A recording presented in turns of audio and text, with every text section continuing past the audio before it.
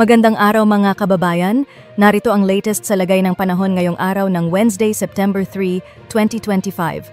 Batay sa pinakahuling ulat ng PAGASA, patuloy pa rin ang epekto ng habagat o southwest monsoon na nagdadala ng scattered rains and thunderstorms sa kanlurang bahagi ng Luzon at Visayas.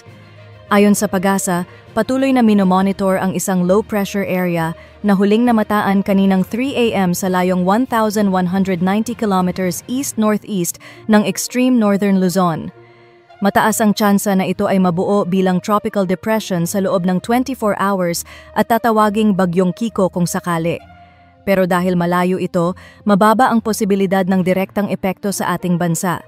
Kaya mga kababayan, maging handa pa rin at laging magdala ng payong lalo na't posible ang biglaang thunderstorms sa hapon at gabi.